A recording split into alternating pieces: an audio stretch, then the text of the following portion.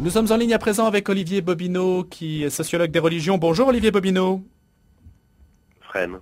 Oui, bonjour, merci d'être avec nous. Vous êtes enseignant à Sciences Po, sociologue des religions, je le disais à l'instant, et vous avez publié L'Empire des papes aux éditions du CNRS.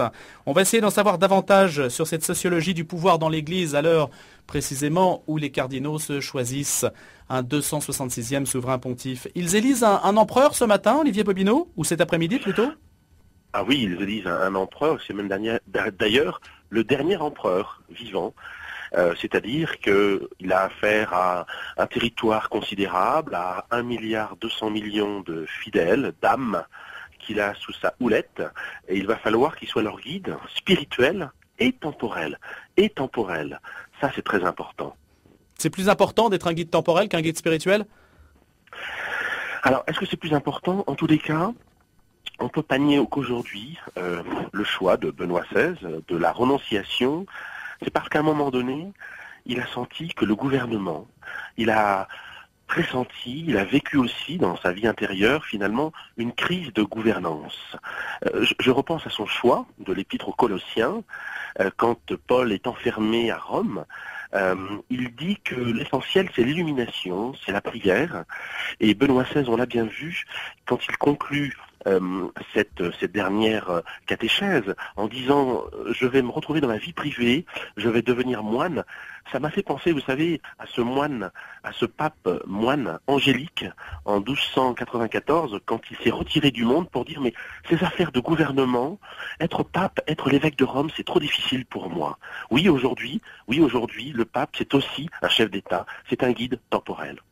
Alors, Olivier Bobineau, c'est votre analyse que vous nous faites partager dans un ouvrage intitulé, je le disais, L'Empire des papes, une sociologie du pouvoir dans l'Église aux éditions du CNRS. Vous qui êtes sociologue du fait religieux, comment analysez-vous le fait que l'Église soit une institution qui se soit transmise dans le temps à ce point-là, puisque c'est la seule institution qui aujourd'hui subsiste à travers les siècles dans des proportions que nous connaissons aujourd'hui ?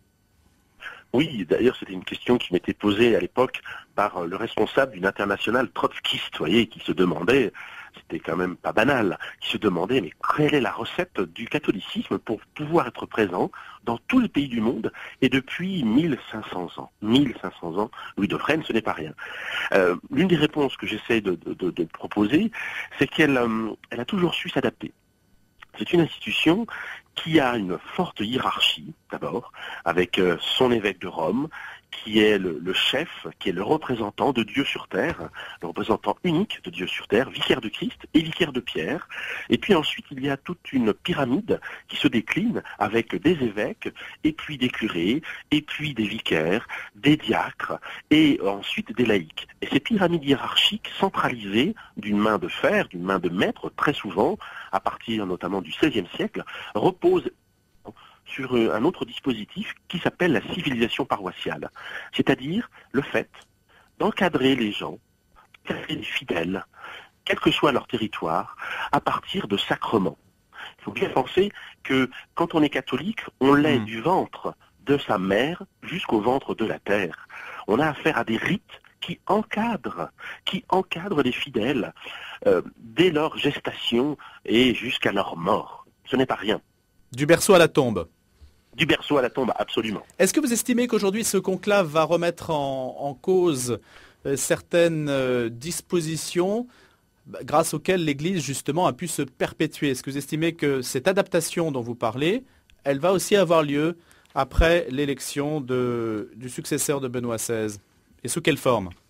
Alors c'est toute la limite, si vous voulez, c'est que l'Église peut s'adapter par rapport avec des dispositifs, avec des outils, mais son principe fondamental, que j'appelle le principe pontifical dans ce livre L'Empire des papes, son principe fondamental, c'est son tronc. C'est son tronc. C'est ce qui l'a fait se soutenir, c'est ce qui l'a fait se développer, se déployer dans le monde. Et là, elle ne peut pas changer. Sinon, on n'est plus Église catholique romaine. Alors on va couper du bois mort. C'est pas la question. On peut s'adapter à la marge, mais jamais on ne remettra en cause son principe de gouvernement. Qu'est-ce que ça veut dire couper du bois mort, Olivier Bobineau ? Se régler peut-être quelques dossiers, faire quelques réformettes, envisager qu'un pape puisse réfléchir sur les divorcés remariés peut-être. réfléchir sur une meilleure participation peut-être des femmes, regarder un peu, tendre la main d'une autre façon aux musulmans et à l'islam. Mais cela ne changera pas le principe. Non, jamais, ce n'est pas possible. On ne serait plus l'Église catholique romaine. Je reprends le canon, très important. Dernier point. Le canon 331 qui résume tout. Le pape, chef du collège des évêques, vicaire du Christ, vicaire de Pierre, a le pouvoir ordinaire, suprême, plénier, souverain, universel. Point. Merci beaucoup Olivier Bobineau. L'Empire des papes, une sociologie du pouvoir dans l'Église, serviteur inutile ou dernier empereur. Évidemment, ce sont des aspects que l'on va développer et sur lesquels on aura l'occasion de s'attarder tout au long de notre édition spéciale. Il est 7h20.